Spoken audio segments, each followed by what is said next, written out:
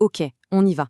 Si on est là, c'est pour décortiquer la Thaïlande, la vraie, pas celle des brochures. On va se faire un plan de voyage authentique, rapide et efficace. Alors, on oublie les guides touristiques qui pèsent une tonne. On va droit au but. C'est parti. Franchement, cette phrase, elle résume tout. C'est exactement ça la Thaïlande. C'est ce grand écart permanent qui la rend si unique. Imaginez, le matin, le calme absolu dans un temple perché dans la montagne. Et quelques heures plus tard, l'adrénaline pure sur une planche de surf. C'est cette dualité incroyable et c'est ça qu'on vient chercher. Mais attention, voilà l'erreur que beaucoup font. Penser la Thaïlande comme un seul bloc. Non, pour vraiment la comprendre, pour la vivre, il faut la voir comme trois mondes complètement différents. C'est ça la clé. Et on va explorer ces trois mondes un par un. Allez, on plonge direct dans le premier monde, le cœur bouillonnant du pays, le centre. Et là, attention, c'est un véritable tourbillon, un chaos magnifique, chargé d'histoire et complètement électrique. Je préfère prévenir, c'est une surcharge pour les sens, mais dans le bon sens du terme. Bangkok, forcément, c'est l'épicentre de tout. On se laisse complètement happer par l'énergie de la ville. D'un côté, il y a la splendeur quasi irréelle du Grand Palais, de l'autre, le balai incessant des bateaux sur le fleuve Chao Phraya.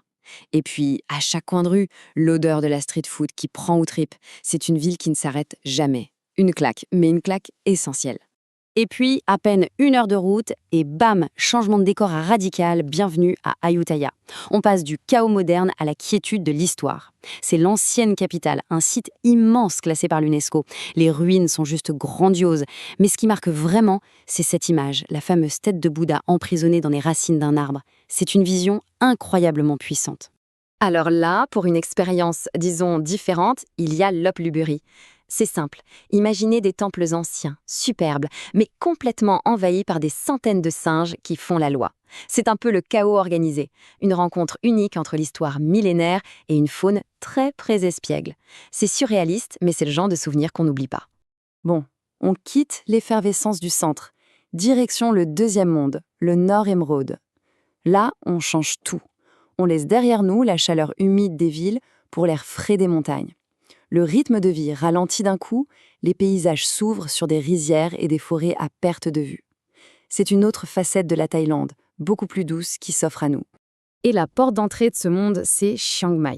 C'est la capitale du Nord et c'est un mixte parfait.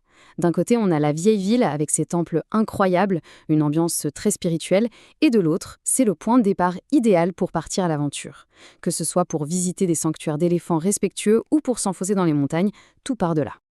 Après, il y a Pai, et pour y arriver, il faut le mériter. C'est la fameuse route aux centaines de virages, un classique pour les motards.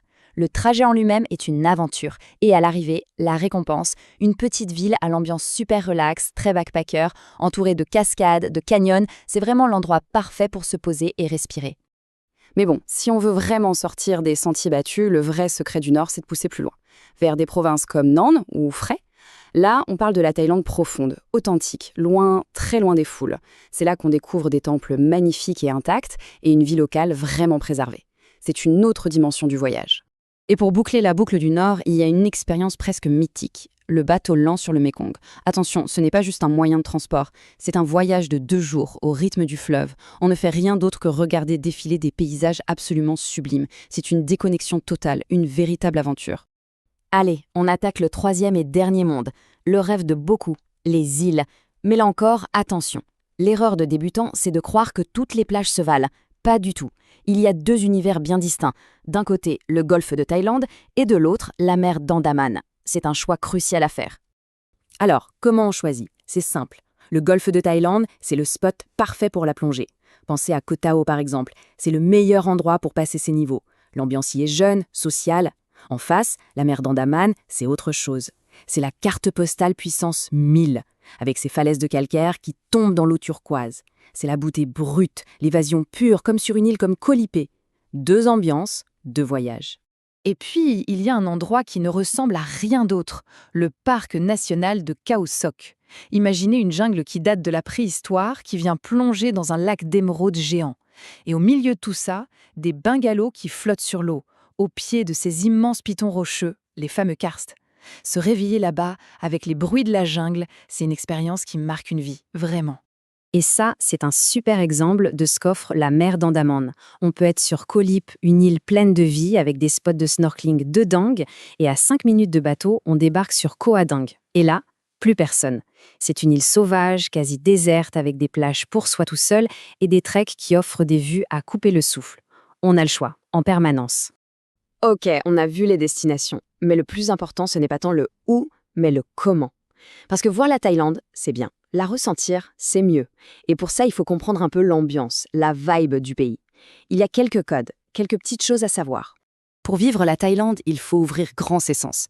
C'est sentir la claque du vrai piment thaï. C'est respirer l'odeur d'encens dans un temple à Chiang Rai. C'est comprendre que le Muay Thai, c'est bien plus qu'un sport de combat. C'est une discipline spirituelle.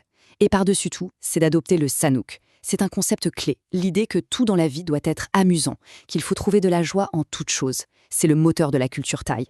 Bon, maintenant les astuces concrètes, le kit de survie. 4 points, on va vite. 1. Une eSIM locale dès qu'on atterrit pour être connecté partout, tout le temps. 2. On télécharge ses cartes en mode hors ligne. Ça sauve la vie quand il n'y a pas de réseau. 3. On installe l'appli Grab. C'est fiable et les prix sont fixés. Et 4. Le conseil en or, voyager léger. On trouve tout pour 3 fois rien sur les marchés et il faut garder de la place. Ok, ça, c'était la base. Mais maintenant, le vrai secret.